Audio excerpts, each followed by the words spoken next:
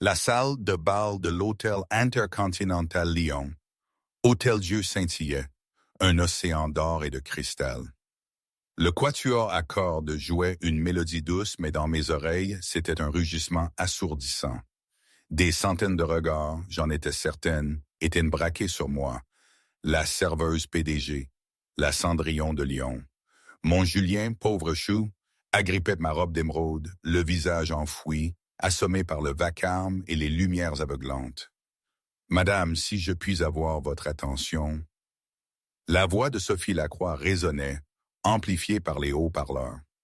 Elle se tenait sur scène, un sourire prédateur plaqué sur un visage sculptural. Sa robe, d'un rouge sang éclatant, tranchait cruellement avec la splendeur dorée de la salle. Je l'avais senti venir, cette vipère, depuis le jour où j'avais mis les pieds dans ce monde absurde à la Tour Étoile. C'était il y a, une semaine? 10 jours? Le temps s'était tordu et déformé depuis l'incident au velours gourmand.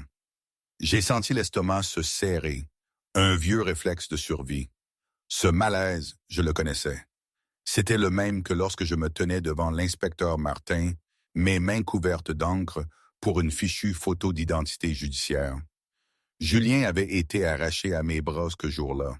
Mon fils, mon petit Julien, livré aux services sociaux comme si j'étais une criminelle. Et tout ça parce que j'avais osé tendre la main à quelqu'un. Mais revenons un peu en arrière, parce que pour comprendre ce moment exact, où Sophie, avec son sourire d'ange déchu, s'apprêtait à me poignarder dans le dos, il faut remonter un peu. À ce fameux mardi. Où était-ce un mercredi? Franchement, la panique et la fatigue peuvent flouter les souvenirs. Ce dont je suis certaine, c'est qu'il pleuvait des cordes. À Lyon, on dit que la pluie n'est jamais juste une averse, c'est une humeur. Et ce jour-là, l'humeur était furieuse, fouettant les vitres du velours gourmand comme une accusation personnelle. J'étais à bout. Double service, comme d'habitude. Mes reins me lançaient des avertissements que j'ignorais, trop occupé à calculer si j'aurais assez pour le loyer de la petite HLM au pain de la Croix-Rousse. Monsieur Anderson, le propriétaire, était un homme sans pitié. Le premier, c'était le premier. Pas le 2, pas le 3. Sans ça, c'était la rue pour Julien et moi. J'avais besoin de cet argent, désespérément. Table 7, de l'eau, et arrêtez de rêvasser du bois.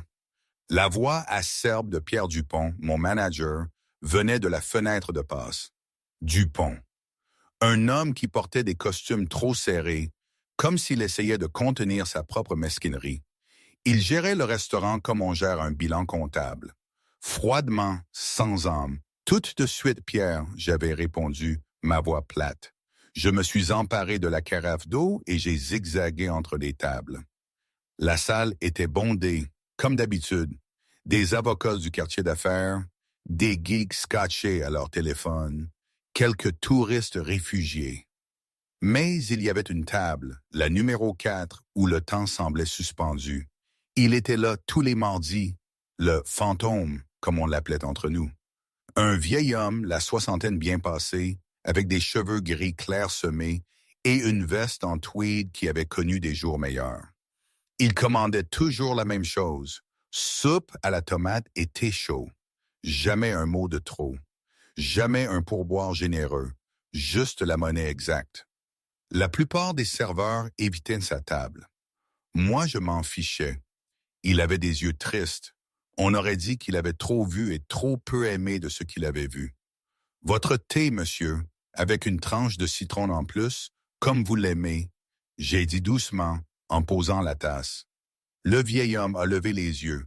Sa main tremblait légèrement en attrapant sa cuillère. « Merci, mon enfant », a-t-il murmuré, sa voix rauque. Son porte-carte, fixé à une vieille émaillette en cuir, indiquait juste « et elle ». J'ai souri et je me suis tourné pour vérifier la table d'une bande de banquiers bruyants. C'est là que je l'ai entendu. Un bruit discret. Le râle étouffé, humide, de quelqu'un qui manque d'air. Le brouhaha de la salle masquait le son. Je me suis retourné. Le vieil homme de la table 4 serrait sa gorge, son visage, d'habitude si pâle, virait au rouge écarlate puis au violet. Son thé s'était répandu, dégoulinant sur sa veste. « Monsieur! » Ma propre voix m'a surprise. Mon plateau est tombé, le verre s'est brisé. Le bruit a coupé net l'ambiance du restaurant. Un silence pesant s'est installé. Je me suis précipité vers sa table. Ses yeux étaient exorbités, paniqués. Il griffait son cou, sa bouche s'ouvrait et se fermait sans un son. Il s'étouffait avec un morceau de pain de sa soupe. « Appelez le SAMU! » J'ai hurlé, sans viser personne en particulier. Les banquiers ont figé. Les touristes se sont immobilisés. Pierre Dupont est sorti de son bureau, l'air irrité par le bruit. « Que se passe-t-il, Dubois? » Je n'ai pas répondu. J'ai contourné le vieil homme, il était lourd. Son corps basculait en avant. J'ai serré mes bras autour de sa taille. J'ai formé un poing, l'ai saisi avec l'autre main et l'ai placé juste au-dessus de son nombril. Poussez fort, vers le haut. J'ai tiré. L'homme a haleté, mais aucun air n'est entré. Allez, j'ai grogné, l'adrénaline inondant mes veines. Respirez. J'ai poussé une deuxième fois, plus fort. Je sentais ses côtes fragiles sous mes avant-bras. « Vous allez le casser! » Une femme de la table 2 a hurlé. Je l'ai ignoré. Une troisième poussée, je l'ai soulevé légèrement de sa chaise avec la force de mon geste. Avec un toussotement guttural et humide, un morceau de pain de campagne a été expulsé de sa trachée, atterrissant sur la table. L'homme s'est effondré contre moi, inspirant une immense bouffée d'air sifflante, comme un joint d'étanchéité qui lâche. Ça va aller. Je suis là, j'ai chuchoté, mon propre cœur battant la chamade contre mes côtes comme un oiseau en cage. Je l'ai doucement rasseoir sur la banquette. Il tremblait violemment. Il m'a regardé, des larmes coulant de ses yeux rougis. Il a essayé de parler, mais sa gorge était trop irritée. Il a juste tendu la main et m'a serré la mienne. Une poigne étonnamment forte pour un homme qui venait de frôler la mort. Dubois, la voix aboyante de Pierre venait de derrière. Il se tenait au-dessus de la table, le visage déformé, non pas par l'inquiétude, mais par la fureur. « Il respire ?» a demandé Pierre, regardant le désordre sur la table avec dégoût. « Oui. » J'ai haleté. Il s'étouffait. Je n'avais pas le choix. « Vous avez fait une scène? » Pierre a sifflé, sa voix basse mais venimeuse. Et regardez ce désordre. Du sang sur la serviette, du verre brisé au sol. Il était en train de mourir, Pierre. Je me suis levé, mes genoux tremblants. Le vieil homme et elle essayaient de se lever. Il avait l'air humilié. Il a ramassé sa maillette avec des mains tremblantes. « Monsieur, attendez les secours, s'il vous plaît, » j'ai dit, tendant la main. L'homme a secoué vigoureusement la tête. Il a sorti un billet de 50 € impeccable de sa poche, le plus qu'il ait jamais sorti, et l'a laissé tomber sur la table mouillée. Il m'a regardé une dernière fois, un regard d'une intensité profonde, calculatrice, puis s'est traîné vers la porte aussi vite que ses jambes pouvaient le porter. « Monsieur !» j'ai crié. « Laissez-le partir !» Pierre a claqué. « C'est un problème ambulant. » J'ai vu le vieil homme disparaître dans la pluie de l'après-midi lyonnais. Je ne le savais pas encore, mais le compte à rebours venait de commencer. Le reste du service n'était qu'un flou. J'ai nettoyé la table, me suis excusé auprès des clients dérangés par l'expérience de Casimir, et j'ai essayé d'empêcher mes mains de trembler. À 16 heures, le rush du déjeuner était terminé. Je roulais les couverts à la station de service, calculant mentalement si je pouvais me permettre d'acheter à Julien une nouvelle paire de baskets ce mois-ci. Ses orteils dépassaient de la toile de ses anciennes. Dubois, mon bureau, tout de suite. Pierre ne s'est même pas arrêté en passant. Il a marché vers son bureau vitré à l'avant du restaurant. J'ai senti un nœud de terreur se serrer dans mon ventre. J'ai essuyé mes mains sur mon tablier et je l'ai suivi. À l'intérieur, Pierre était assis derrière son bureau en acajou. Il ne m'a pas offert de siège. « Savez-vous pourquoi le velours gourmand maintient une cote de 5 étoiles, Dubois? » a-t-il demandé, tapotant un stylo sur une pile de papier. « À cause de la nourriture et du service? » J'ai osé. À cause de l'atmosphère, a-t-il corrigé. Les gens viennent ici pour s'échapper. Ils viennent pour l'élégance. Ils ne viennent pas ici pour regarder une serveuse agresser un vieillard et crier comme une harpie. J'ai cligné des yeux, sidéré. Égressé? J'ai fait le Heimlich. Il s'étouffait. Il serait mort, Pierre.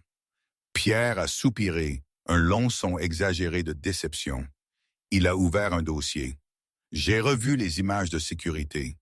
Vous avez initié un contact physique avec un client. Un contact physique agressif. Pour lui sauver la vie. Vous a-t-il demandé de le sauver? Il s'étouffait. Il ne pouvait pas parler. A-t-il signé une décharge? A-t-il donné son consentement verbal? Les yeux de Pierre étaient froids, morts. Nous vivons dans une société litigieuse du bois. Cet homme aurait pu nous poursuivre pour des côtes cassées. Il aurait pu nous poursuivre pour détresse émotionnelle. Vous avez mis cet établissement en péril. J'ai fait ce qu'il fallait, j'ai dit, ma voix tremblant de colère montante. Vous avez violé le chapitre 4, section 2 du manuel de l'employé concernant le contact physique non autorisé avec les clients, a récité Pierre comme si c'était un texte sacré. Il a glissé un morceau de papier sur le bureau. C'était un avis de licenciement, avec effet immédiat. Vous me virez, j'ai chuchoté, pour avoir sauvé la vie d'un homme? Je vous vire pour faute grave et création d'un risque de responsabilité, a dit Pierre en se levant. Rendez votre tablier et votre badge, nous vous enverrons votre dernier chèque. Pierre, s'il vous plaît. Ma colère s'est brisée en désespoir. Vous connaissez ma situation, Julien. J'ai le loyer à payer dans 3 jours. Je ne peux pas perdre ce travail. Je n'ai jamais été en retard. Je prends tous les services que vous me donnez.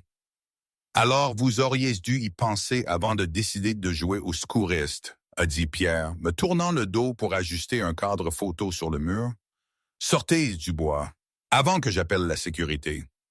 Je suis resté là un instant, le bourdonnement du réfrigérateur, seul son dans la pièce. J'ai regardé le dos de l'homme qui tenait mon gagne-pain entre ses mains. J'avais envie de crier. J'avais envie de jeter le bureau par terre.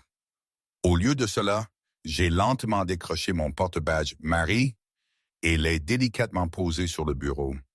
Vous êtes un monstre, j'ai dit doucement. Je suis un manager, a répondu Pierre sans se retourner. Il y a une différence. Je suis sorti du restaurant sous la pluie battante. Je n'avais pas de parapluie. J'étais là, sur le trottoir, l'eau froide imbibant mon mince uniforme, se mêlant aux larmes chaudes qui coulaient sur mon visage.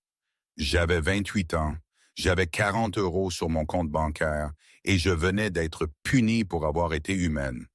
L'appartement que je louais était au 4e étage sans ascenseur, dans un quartier que les agents immobiliers décrivaient poliment comme « en pleine évolution » et que tout le monde appelait dangereux. En entrant, l'odeur de plâtre humide m'a accueilli. « Maman !»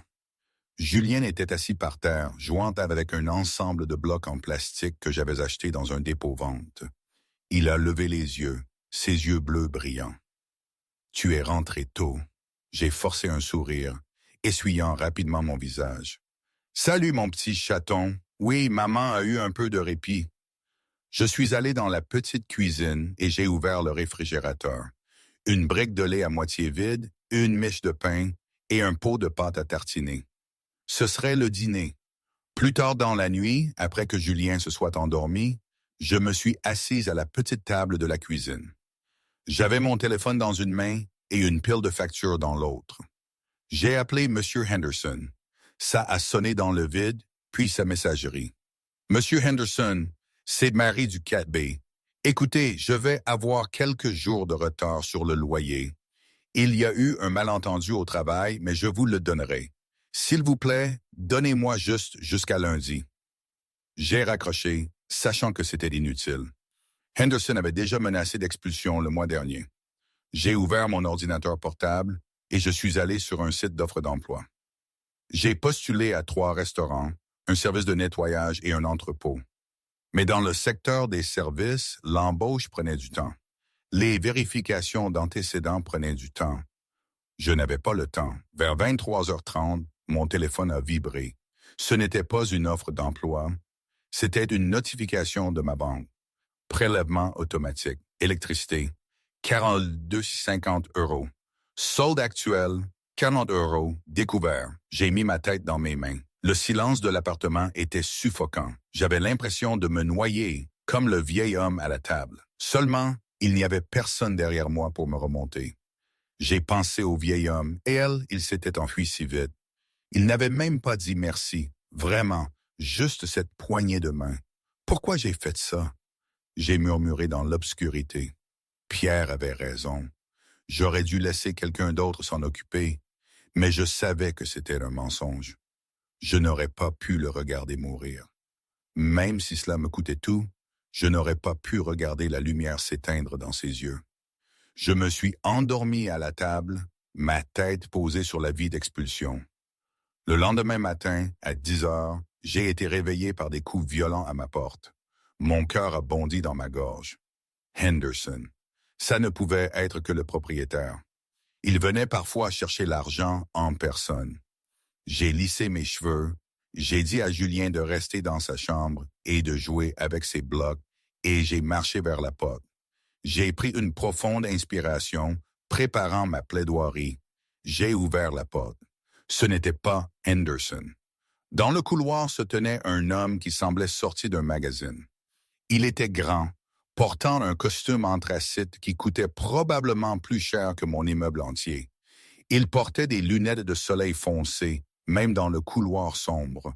Derrière lui se tenaient deux autres hommes, aussi grands, aussi bien habillés. « Marie Dubois ?» a demandé l'homme. Sa voix était profonde, professionnelle et étrangement calme. « Oui ?» J'ai agrippé le montant de la porte. « Qui êtes-vous? Si c'est à propos de la dette de carte de crédit, je suis Guillaume Lemaire, a dit l'homme. Je représente le conseil juridique de M. Édouard Lambert. J'ai froncé les sourcils. Je ne connais aucun Édouard Lambert. Monsieur Lambert était le monsieur que vous avez aidé au velours gourmand hier après-midi. Le sang a quitté mon visage. Ça y est, Pierre avait raison. Il me poursuivait. Aider? Ma voix s'est brisée. Je lui ai sauvé la vie. Il s'est tout fait. Monsieur Lambert a demandé votre présence immédiate, a dit Guillaume, reculant et faisant un geste vers le couloir. Une voiture nous attend. Je ne vais nulle part avec vous, j'ai dit, la panique montant. Je n'ai rien fait de mal. Vous pouvez parler à mon... Eh bien, je n'ai pas d'avocat.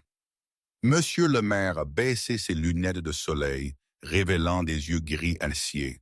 Ce n'est pas une demande. Monsieur Lambert est un homme très privé, très particulier. Il veut régler cette affaire personnellement. Si vous refusez, nous traiterons cela devant les tribunaux, et je vous assure que vous ne voulez pas affronter Édouard Lambert devant les tribunaux. J'ai regardé la porte de la chambre de Julien. Si j'allais au tribunal, je perdrais tout immédiatement. Si j'allais avec eux, peut-être que je pourrais plaider ma cause. Peut-être que je pourrais supplier le vieil homme de faire preuve de miséricorde. Puis-je amener mon fils? J'ai demandé, ma voix à peine un murmure. Je ne peux pas le laisser. Guillaume a acquiescé une fois. Amenez le garçon. 5 minutes plus tard, Julien, confus, et moi étions assis à l'arrière d'un SUV Mercedes noir aux vitres teintées. Les sièges en cuir étaient doux. La voiture sentait l'argent frais. Nous avons roulé en silence. J'ai regardé la ville défiler. Nous ne nous dirigions pas vers le palais de justice.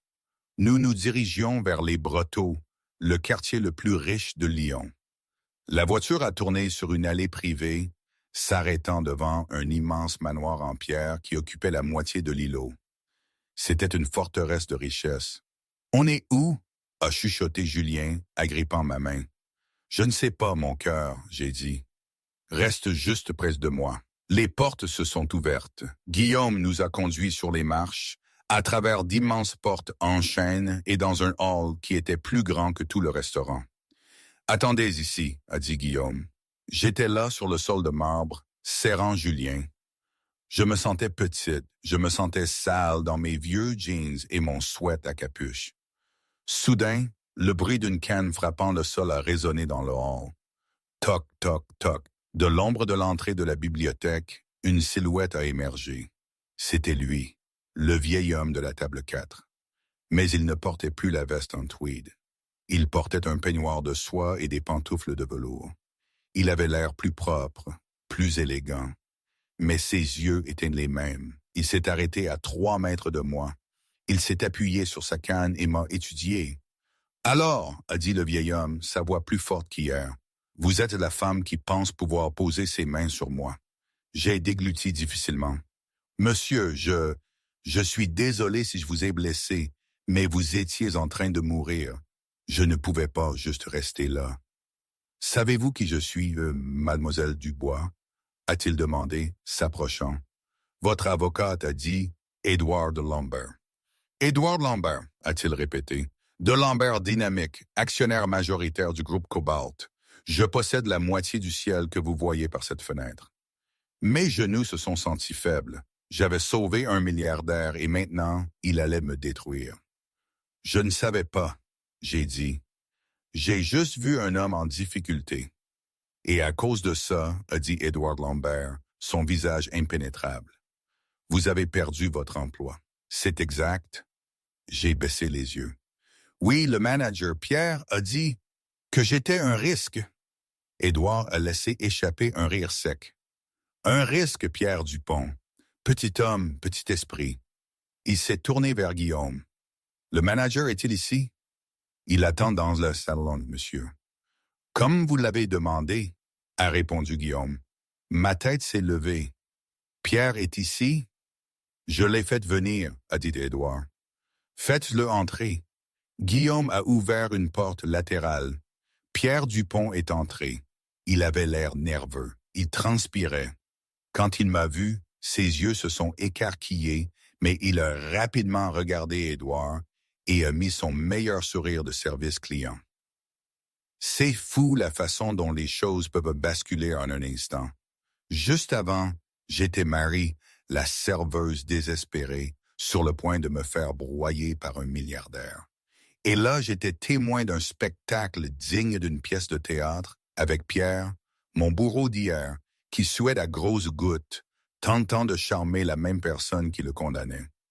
Je me suis dit que la vie avait vraiment un sens de l'humour tordu. On court après l'argent, la sécurité, on croit que c'est ça, la puissance. Mais est-ce que ça l'est, vraiment?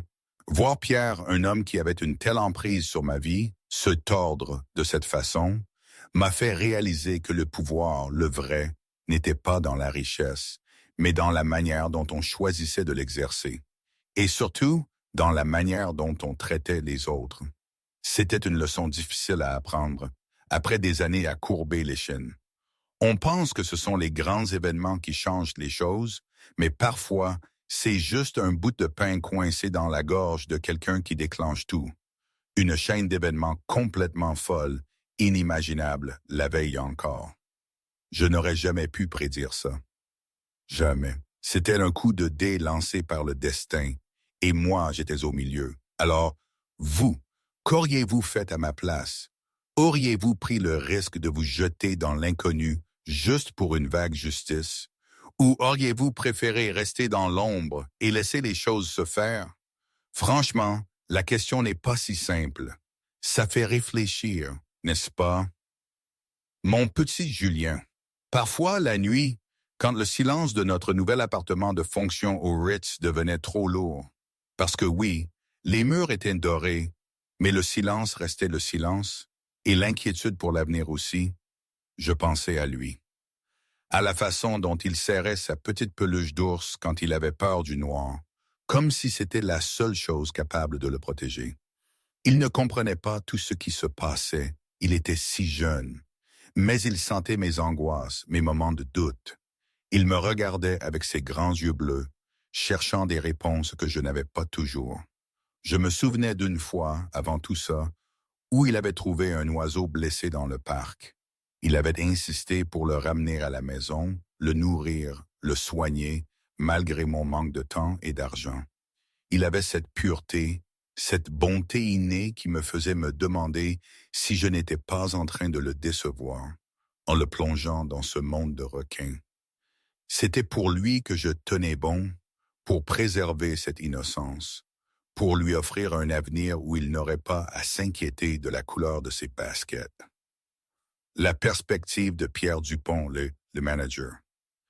Pierre sentit le sang lui geler dans les veines quand il a vu Marie. Oui. Marie, cette serveuse qu'il avait renvoyée sans la moindre hésitation, debout là, à côté de l'homme le plus puissant de Lyon. Monsieur Lambert, le fantôme qui payait toujours en liquide et ne laissait jamais un pourboire décent. Ce crétin avait menti, il n'allait pas porter plainte pour agression, bien au contraire. Ses jambes étaient devenues du caoutchouc et la sueur perlait à son front sous son costume trop serré. Il a tenté de masquer sa panique derrière son sourire le plus mielleux, celui qu'il réservait aux inspecteurs du travail ou aux très gros clients. « Monsieur Lambert », a-t-il bafouillé, s'inclinant légèrement, « c'est un honneur. Quand votre équipe a appelé, je suis venu immédiatement. Je tiens à m'excuser personnellement pour le dérangement survenu dans mon restaurant hier. Je vous assure que l'employé responsable a été traité, licencié immédiatement. » Il a pointé un doigt accusateur vers Marie. « Elle a enfreint le protocole. Elle ne travaillera plus jamais en ville si j'ai mon mot à dire. » Monsieur Lambert l'a regardé. 10 secondes d'agonie. 10 secondes pendant lesquelles Pierre a revu son hypothèque, la voiture de sport qu'il venait d'acheter à crédit, la scolarité hors de prix de ses gosses. « Vous l'avez viré ?» a demandé Monsieur Lambert, sa voix lente et grave, qui sonnait désormais comme le glas. « Parce qu'elle m'a sauvé la vie. Je l'ai virée parce qu'elle a agressé un VIP, » a bredouillé Pierre. « Nous avons des règles, Monsieur Lambert, des standards. Je vous protégeais. » « Me protéger ?» La voix de Monsieur Lambert est tombée d'une octave, devenant un grognement. « Vous m'avez regardé m'étouffer. Vous êtes resté là, à vous inquiéter pour la nappe, tandis que cette femme... » Il a pointé sa canne vers Marie. « Cette femme s'est blessée les mains pour forcer de l'air dans mes poumons. » Monsieur Lambert a fait un pas vers lui. Le milliardaire n'avait plus l'air fragile. Il avait l'air dangereux.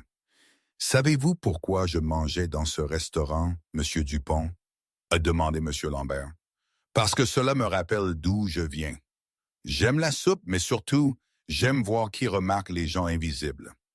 Pendant 5 ans, vous ne m'avez jamais regardé dans les yeux.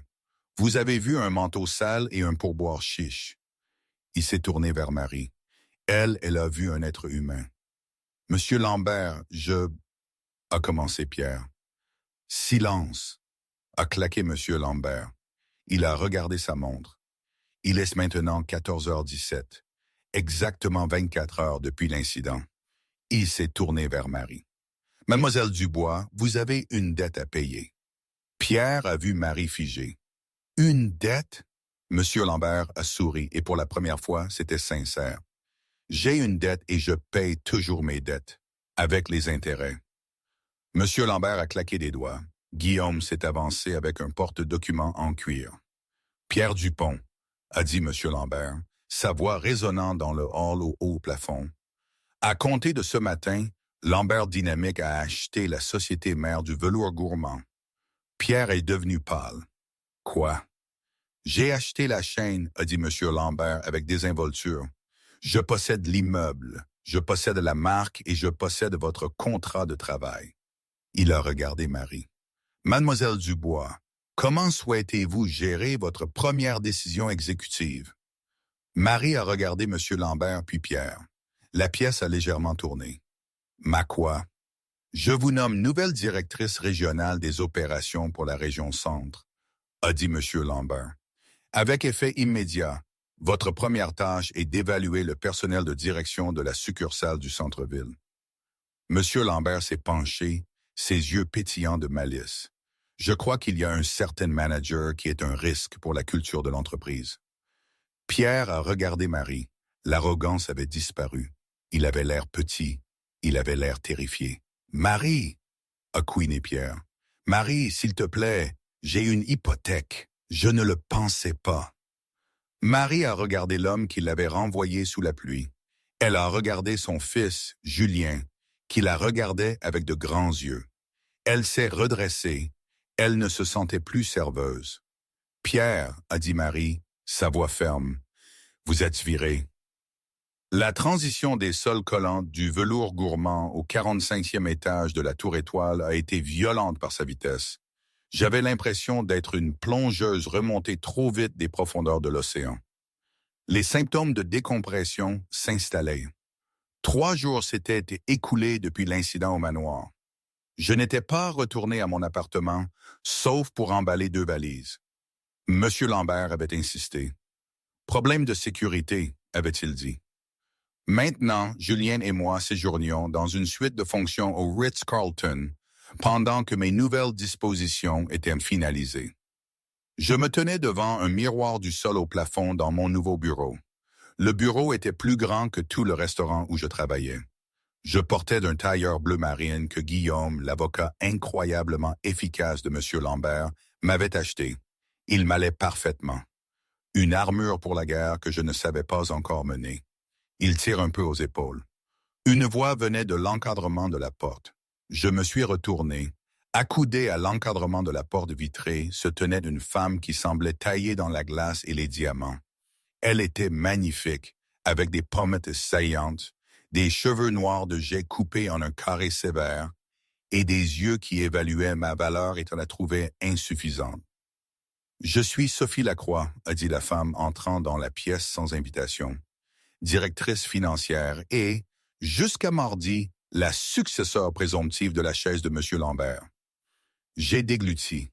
Guillaume m'avait prévenu à propos de Sophie. Elle est brillante, impitoyable, et elle vous considérera comme un virus, avait-il dit. Ravi de vous rencontrer, mademoiselle Lacroix. J'ai dit, tendant la main. Sophie a regardé ma main, puis mon visage. Elle ne l'a pas prise. Évitons les platitudes, voulez-vous. Vous êtes la serveuse. Le cas de charité, le coup de cœur du mois. Je suis la directrice régionale des opérations. J'ai corrigé, retirant ma main mais gardant le menton haut. Monsieur Lambert m'a embauché. Édouard est sentimental, a dit Sophie, marchant autour de mon bureau et passant un doigt sur l'acajou. Il est vieux, il a peur de la mortalité. Vous l'avez sauvé d'un crouton et maintenant il pense que vous êtes son ange gardien. Mais laissez-moi vous dire une chose très claire, Marie. Sophie s'est arrêtée et s'est penchée près de moi. Elle sentait les orchidées chères et l'ambition froide. Ce n'est pas un restaurant. Vous ne pouvez pas vous en sortir avec un sourire dans un rapport de résultats trimestriel. Vous ne pouvez pas vous sortir d'une réunion de conseil avec un service client impeccable. Ces gens-là, les actionnaires, le conseil d'administration, moi, nous sommes des requins et vous saignez. J'apprends vite, j'ai dit, ma voix ferme malgré le tremblement dans mes genoux. Nous verrons, a dit Sophie en souriant, une expression prédatrice fine. Il y a une réunion du conseil dans 10 minutes.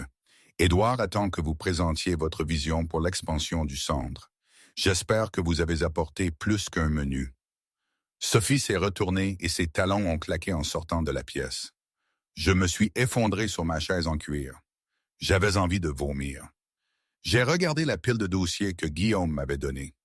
État des profits et pertes, logistique de la chaîne d'approvisionnement, protocole RH. C'était une langue étrangère. Tu peux le faire, j'ai chuchoté. Pour Julien. La salle du conseil, la salle de conférence était froide.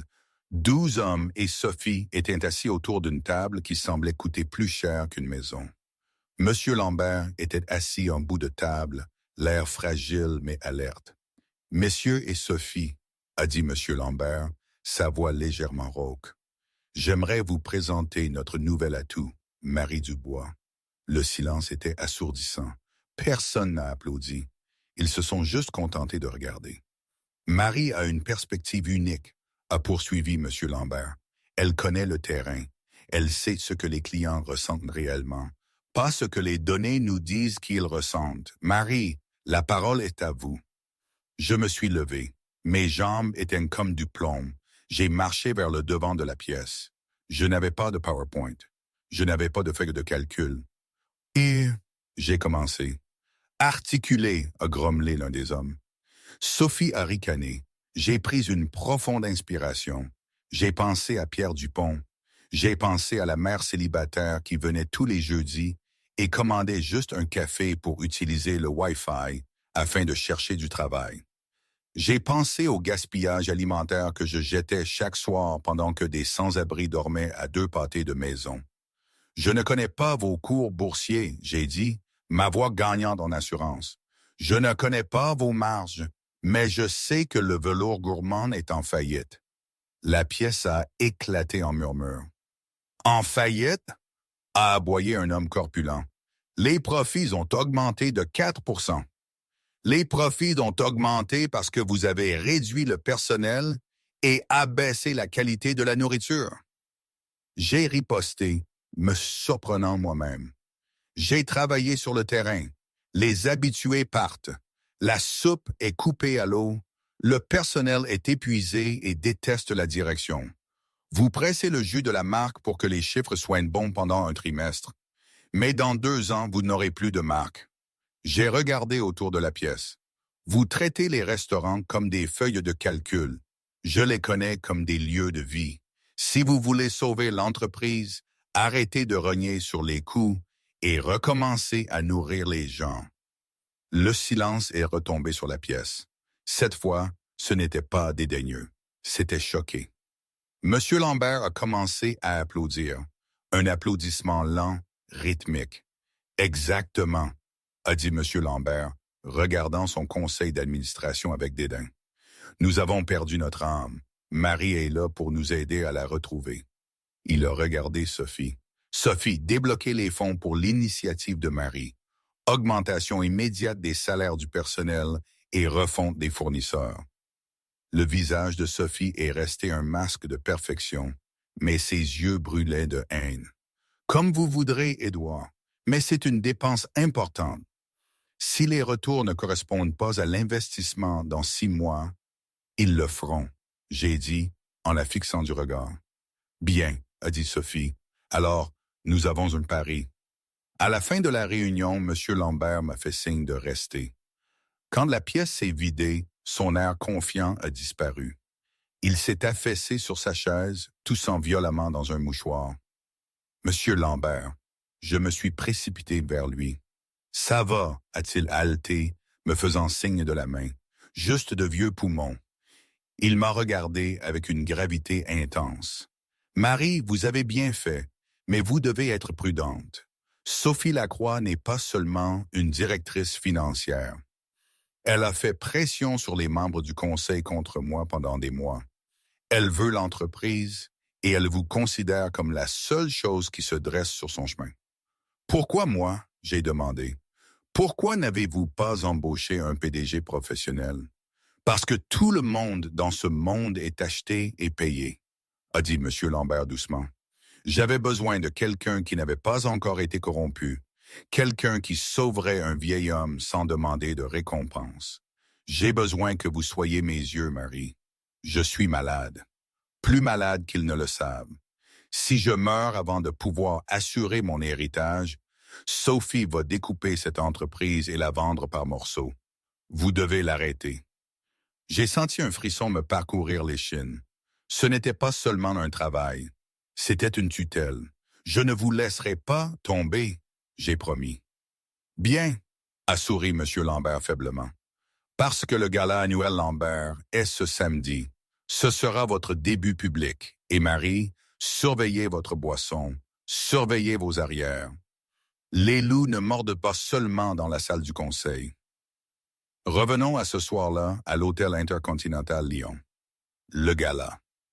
Mon cœur battait la chamade entre l'excitation et une terreur froide. J'avais glissé la main de Julien dans la mienne.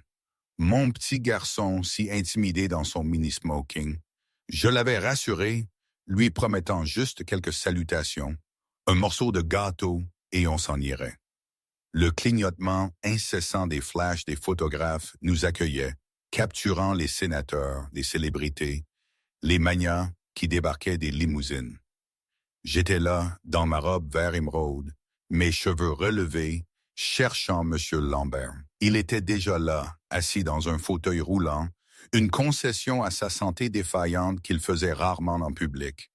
Il m'a fait signe. « Vous êtes rayonnante », a dit M. Lambert, me prenant la main. « Et ce doit être le fameux Julien. » Julien a serré timidement la main du milliardaire. « Vous avez des robots ?» a-t-il demandé. M. Lambert a ri, un rire sincère et chaleureux. « J'en ai. Peut-être que tu pourras venir les voir la semaine prochaine. » Pendant 1 heure, tout a été parfait. J'ai charmé les donateurs. J'ai parlé avec passion de la nouvelle orientation des restaurants. Pour la première fois, j'ai eu l'impression que peut-être j'avais ma place ici, que peut-être je pouvais vraiment faire la différence. Puis la musique s'est arrêtée. Sophie Lacroix est montée sur scène. Elle était impeccable, d'une froideur glaciale, sa robe rouge sang, on l'a dit, une blessure ouverte sur la scène dorée. Elle a pris le microphone. « Mesdames et messieurs, » a ronronné Sophie, « puis-je avoir votre attention, s'il vous plaît? Nous sommes ici ce soir pour célébrer l'avenir de Lambert Dynamique et pour honorer notre fondateur, Édouard. » Une brève salve d'applaudissements. Mais la voix de Sophie est devenue sombre. L'intégrité est la pierre angulaire de cette entreprise, et cela me brise le cœur de devoir révéler cela. Mais nous avons découvert une grave irrégularité. J'ai froncé les sourcils. J'ai regardé M. Lambert. Il avait l'air confus. En tant que directrice financière, il est de mon devoir de protéger nos actifs, a poursuivi Sophie, ses yeux balayant la foule jusqu'à ce qu'il se pose sur moi. Plus tôt dans la journée, notre équipe d'audit interne a signalé un transfert de 50 000 € du Fonds de secours des employés. Un fonds destiné à notre personnel de service et à nos cuisiniers en difficulté. La pièce est devenue silencieuse. Les fonds ont été retracés, a dit Sophie, sortant un morceau de papier de sa pochette. Ils ont été virés ce matin sur un compte privé au nom de Marie Dubois. L'air a quitté la pièce. Toutes les têtes se sont tournées vers moi. Quoi?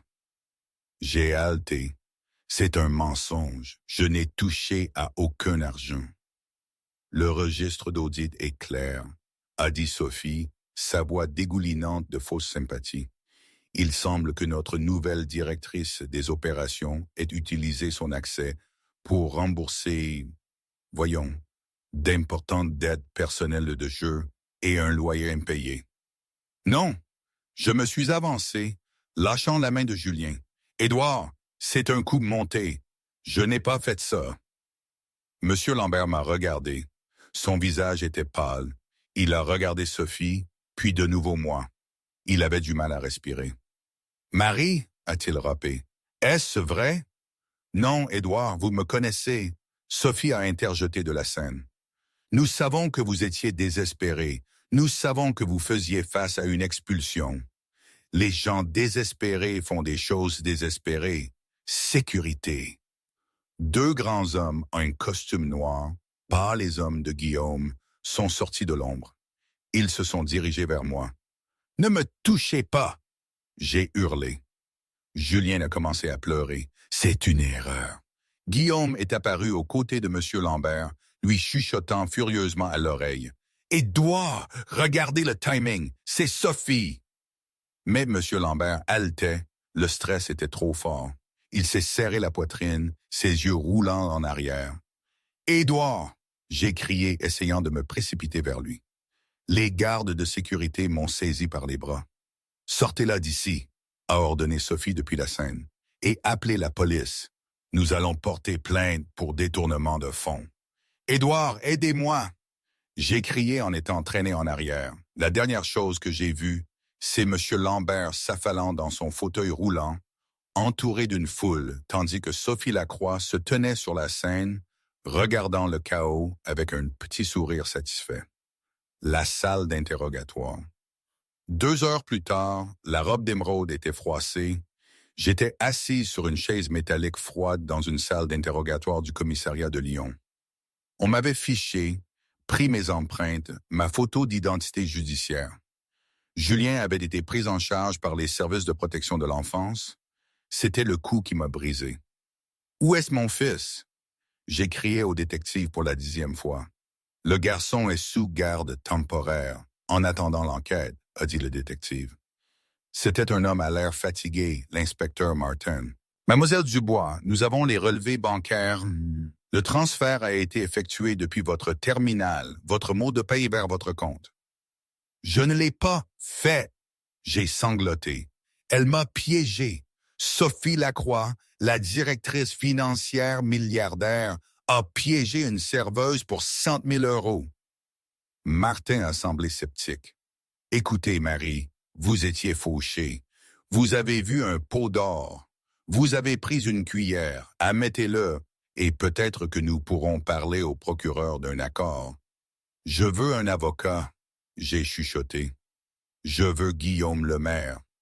Monsieur Lemaire représente Lambert Dynamique, a dit Martin. Et en ce moment, Lambert Dynamique est la victime.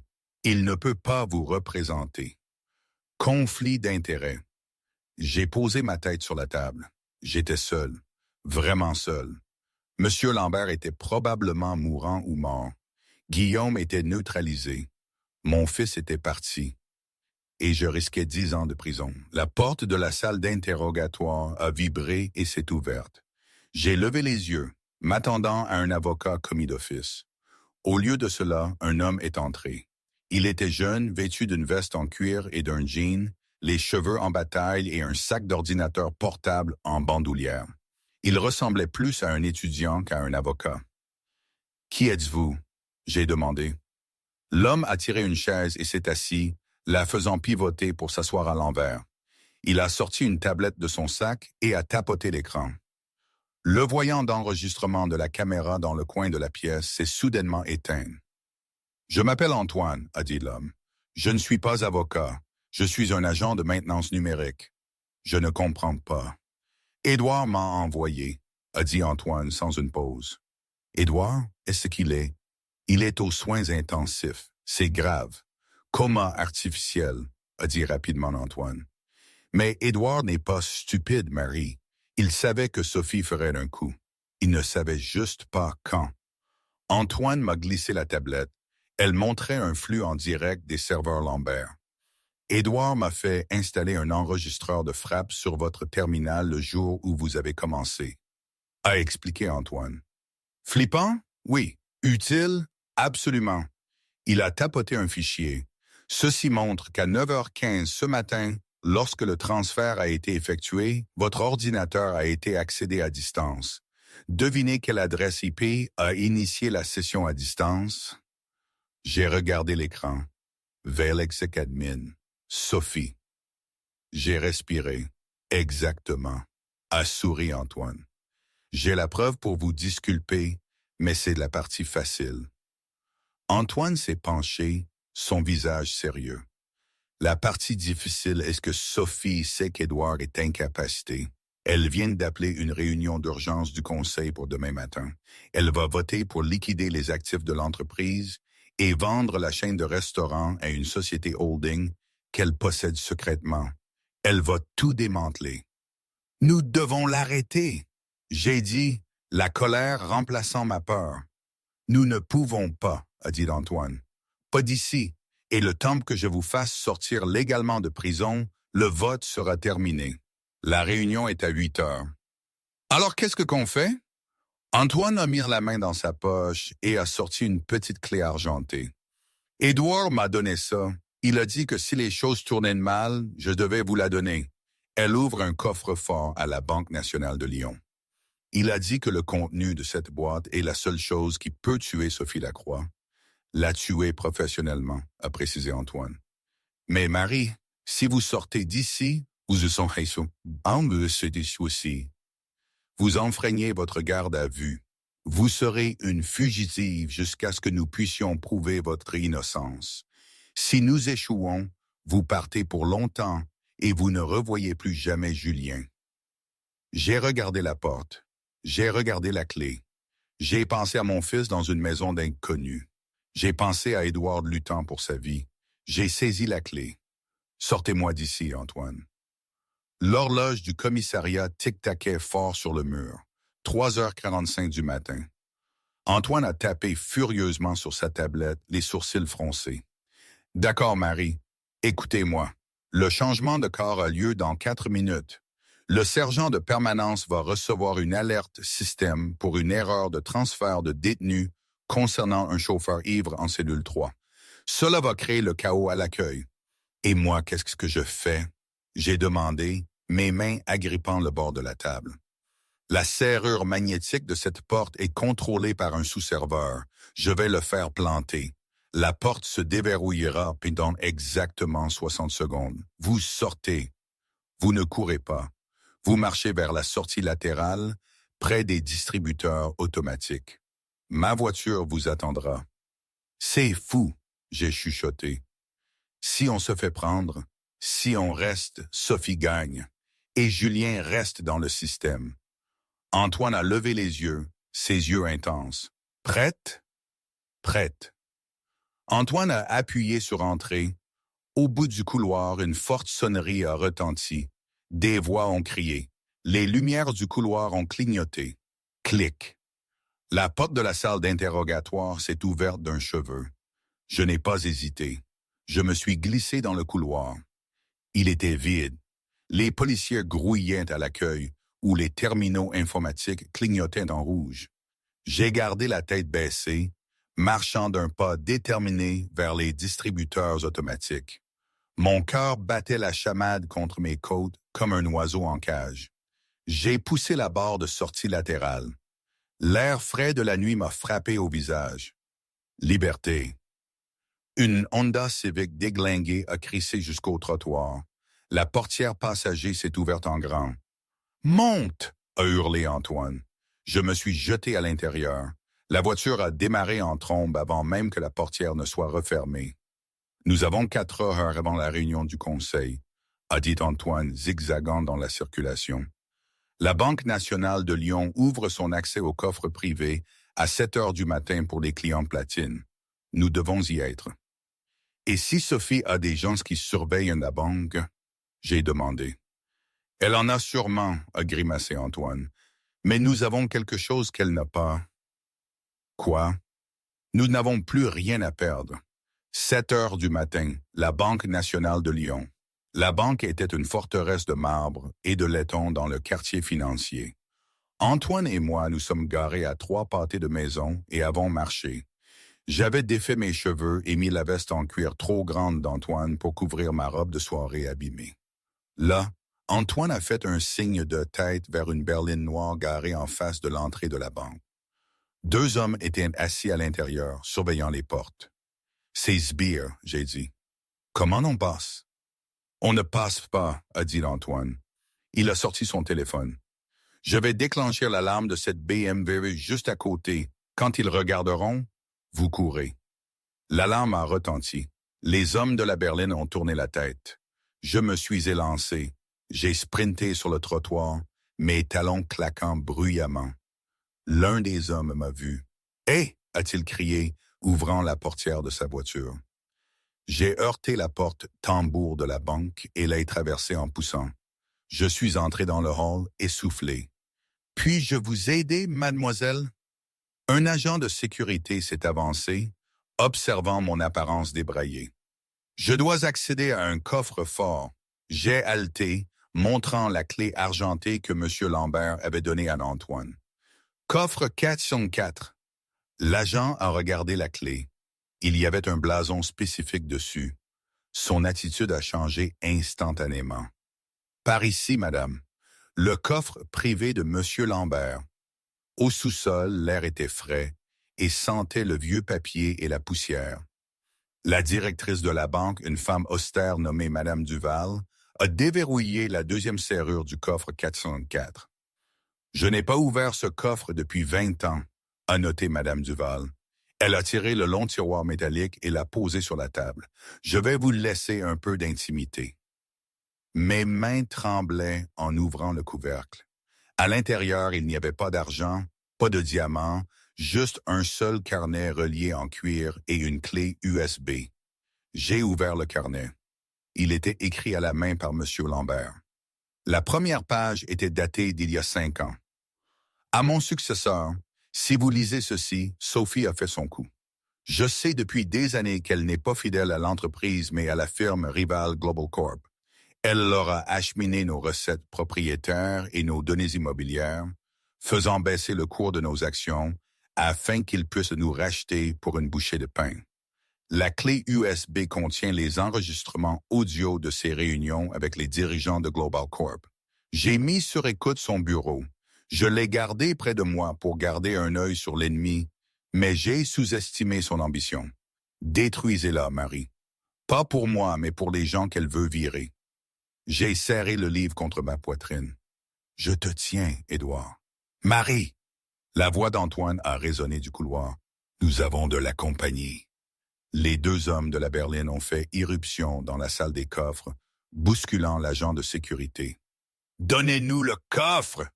a crié l'homme le plus grand, sortant une matraque. « Cours, Marie !» Antoine a plaqué l'homme à la taille. Ils se sont écrasés contre une table de bordereau de dépôt. Le 2e homme s'est jeté sur moi. Je n'ai pas réfléchi.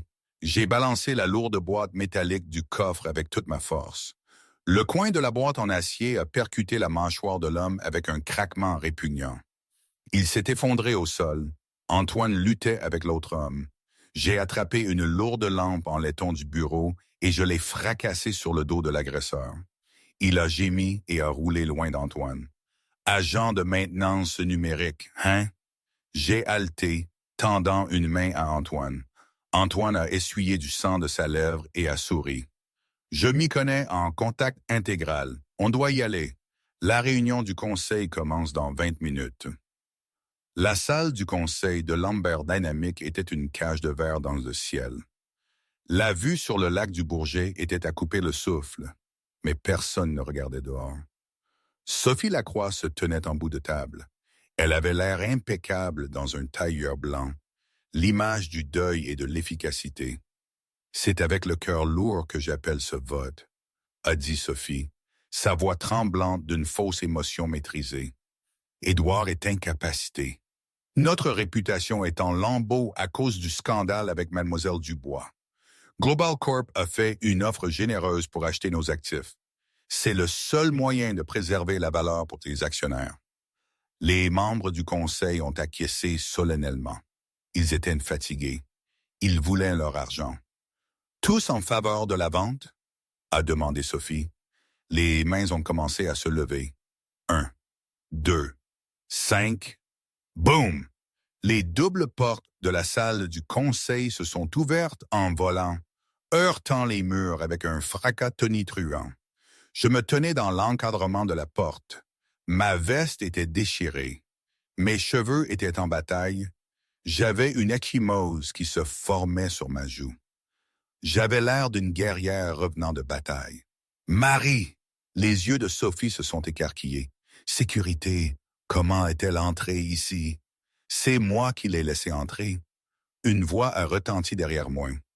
C'était l'inspecteur Martin. Il est entré dans la pièce, la main sur son étui, mais il ne m'arrêtait pas. Il m'escortait. « Asseyez-vous, Sophie, » j'ai dit, ma voix basse et dangereuse. J'ai marché vers le bout de la table. « Vous n'avez rien à faire ici ?» a sifflé Sophie. « Vous êtes une voleuse et une fugitive. » « Et vous ?» j'ai dit, jetant la clé USB à Antoine, qui s'était déjà connecté au système audiovisuel de la pièce. « Vous êtes une espionne d'entreprise. Jouez-le, Antoine. » Les haut-parleurs ont crépité, puis la voix de Sophie a rempli la pièce. Claire comme du cristal. « Ne vous inquiétez pas, Global Corp. Je piégerai la nouvelle. Nous allons faire chuter le cours de l'action d'ici vendredi. Édouard sera trop malade pour l'arrêter. Nous vendrons la chaîne par morceaux et ma commission sera de 20 millions. » Les membres du conseil ont figé. La couleur a fui le visage de Sophie. Elle ressemblait à un fantôme dans un tailleur blanc. « Ceci est une fabrication, » a hurlé Sophie. « Une deepfake de l'IA. » J'ai claqué le carnet en cuir de M. Lambert sur la table. « Et ça, c'est de l'IA? » L'écriture d'Édouard, détaillant chaque date de vos réunions avec Global Corp. Chaque euro que vous avez volé. Je me suis tourné vers le conseil. Elle ne voulait pas sauver l'entreprise. Elle voulait la tuer. Elle voulait vendre les restaurants, virer le personnel et transformer nos emplacements en entrepôt Global Corp. Je me suis penché sur la table, fixant Sophie du regard. Vous m'avez traité de serveuse comme si c'était une insulte, Sophie. Mais savez-vous ce que fait une serveuse? Elle remarque les détails. Elle gère le désordre et elle sert les gens. Vous, vous ne vous servez que vous-même. Sophie s'est jetée sur le carnet. Donnez-moi ça! L'inspecteur Martin s'est avancé et lui a attrapé le poignet. Sophie Lacroix, a-t-il dit, sortant une paire de menottes de sa ceinture. Vous êtes en état d'arrestation pour espionnage industriel, détournement de fonds et complot en vue de commettre une fraude. Alors que les menottes se refermaient, Sophie m'a regardé avec un venin pur. Vous pensez avoir gagné? Vous n'êtes toujours personne. Vous ne savez pas comment diriger une entreprise d'1 milliard d'euros. J'ai redressé ma veste, j'ai regardé les membres du conseil terrifiés. J'apprends vite, j'ai dit. 3 jours plus tard, la chambre d'hôpital était silencieuse. Le bip rythmique du moniteur cardiaque était le seul son. J'étais assis sur la chaise, Julien sur mes genoux. Julien dormait, épuisé par l'excitation d'avoir retrouvé sa maman. Monsieur Lambert a ouvert les yeux. Il lui a fallu un moment pour se concentrer. Il a vu la lumière du soleil filtrer. Il m'a vu. On a gagné, a-t-il chuchoté, sa voix à peine un râle. J'ai souri, les larmes emplissant mes yeux. J'ai serré sa main. On a gagné, Édouard. Sophie est en prison. Le conseil a voté pour rejeter la vente. J'ai été nommé PDG par intérim ce matin. Monsieur Lambert a expiré un long soupir tremblant. Un sourire a effleuré ses lèvres. La serveuse et le milliardaire. J'ai de nouvelles idées pour le menu, j'ai dit doucement. Et j'ai donné une augmentation à tout le monde. Bien, a dit Monsieur Lambert. Il a fermé les yeux, l'air paisible pour la première fois depuis des années. Assurez-vous que la soupe reste chaude. Et aujourd'hui, 6 mois ont passé. La pluie de Lyon tambourine toujours contre les fenêtres du velours gourmand, mais à l'intérieur, il fait chaud et lumineux. Le restaurant est bondé, des rires résonnent. L'odeur du basilic frais et du poulet rôti emplit l'air. Je suis assise à la table 4, celle du fantôme. Je ne porte pas d'uniforme. Je porte un blazer impeccable et je consulte les rapports mensuels sur ma tablette. Les profits ont augmenté de 15%. Le roulement du personnel est tombé à 0. Excusez-moi, madame. Un jeune serveur, nerveux et tremblant, se tenait là avec une cafetière. Vous voulez une recharge? J'ai levé les yeux. J'ai vu la peur dans ses yeux. La peur de faire une erreur. La peur que j'avais autrefois. J'ai souri chaleureusement. Oui, s'il vous plaît. Et comment vous appelez-vous? Thomas, a-t-il dit. Eh bien, Thomas, j'ai dit, fermant ma tablette. Vous faites un excellent travail. Prenez une grande respiration. Nous ne sommes tous que des gens ici. J'ai regardé par la fenêtre. Une berline noire m'attendait. Julien était sur la banquette arrière, attendant d'aller à son cours de robotique. Monsieur Lambert, maintenant à la retraite et en convalescence dans son domaine, nous attendait pour le dîner. J'ai pris une gorgée de café. Il était parfait. J'avais sauvé une vie. Et en retour, la vie m'avait sauvé d'une certaine façon. Je n'aurais jamais pu imaginer ça à l'époque. La Cendrillon de Lyon, comme certains m'appellent encore. C'est drôle. J'ai laissé un billet de 100 € sur la table, un pourboire pour l'homme invisible qui avait l'habitude de s'asseoir ici, et une promesse. Personne ne serait invisible dans mon entreprise, plus jamais. La serveuse avait disparu. La PDG était arrivée. Et elle ne faisait que commencer. Et aujourd'hui, vraiment, je ne sais pas. Parfois, je pense que c'était la meilleure chose qui pouvait m'arriver. Parfois, je pense que j'ai fait une erreur en me jetant dans ce monde si complexe, si impitoyable. Probablement les deux. C'est ça la vie, non? Rien n'est jamais clair. Rien n'est parfait. Mais c'est la mienne, et ça, c'est déjà beaucoup.